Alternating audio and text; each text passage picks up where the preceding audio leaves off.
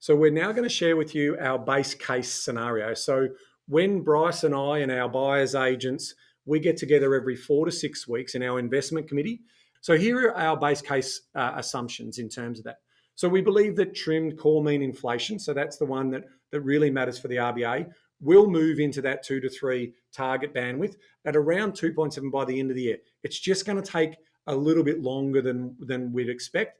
And that means that instead of getting 3 rate cuts, an additional 3, we're only going to get 2 more. We're predicting the next one in May, but it's probably, that might be a little bit optimistic. It may be then July, and then the third one just before Christmas. So if the economy is a little bit sluggish, hitting everyone in November, leading into Black Friday sales and consumer spending, and then into the Christmas spending period, that's a nice time to drop a rate cut to get the economy moving back in.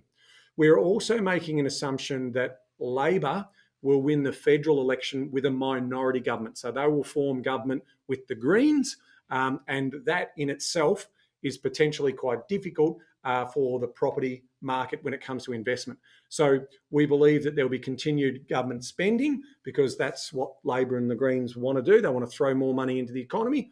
And that will be focused on the housing problem for owner-occupiers and renters as opposed to investors. So that's something we've got to be mindful of in terms of that macro-prudential interference in the market.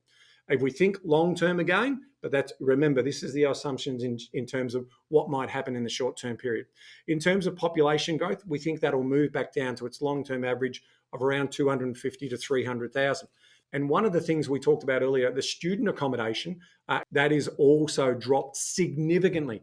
And our data suggests, especially here in Victoria and Melbourne in particular, that's resulted in 20 to 30,000, maybe even 40,000 less demand for accommodation for international students just here in Melbourne. And that has led to, obviously, the rental yields softening in Melbourne compared to our prediction last year. Because if they had been here, the vacancy rates in Victoria would have been catastrophic. So let's assume the Liberal Party win the federal election and also form minority government. Well, if they are able to pass their legislation, they've got 2 pieces of legislation which will impact demand in the short term.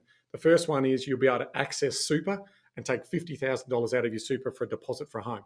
In addition to that, they've also brought in a policy position around APRA and the lending buffers. So they want to reduce the serviceability buffer from 3% downwards. That will obviously increase borrowing power, and that again could help first home buyers and investors, depending on how they set those mechanics in terms of that. So that actually will have a positive impact on demand if the Liberal Party get into government.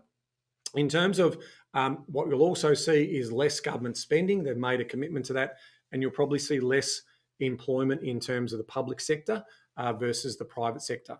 So they're the sort of main derailers that we see, sticky inflation. So, part of slowing the economy down could see higher unemployment, and that's obviously good to bring interest rates down as well. Global economy, obviously we've got the big ones going on at the moment, which is really about tariffs and also about, geopolitical sensitivities and wars that are going on and how they will play themselves out. So we know historically tariffs aren't good for global economic growth.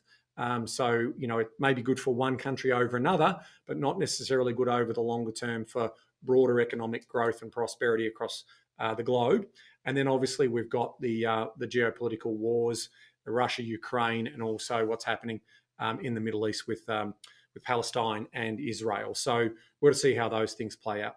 In terms of now bringing it down a layer to the market risk, the governments obviously, when they bring in populist policies which effectively don't allow a market to operate freely, you have unintended consequences.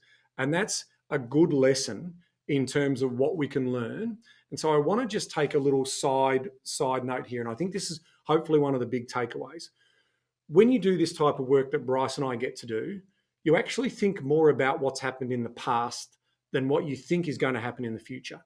And some of your best lessons will come from the knowledge that you gain from the last couple of years that you've seen happen.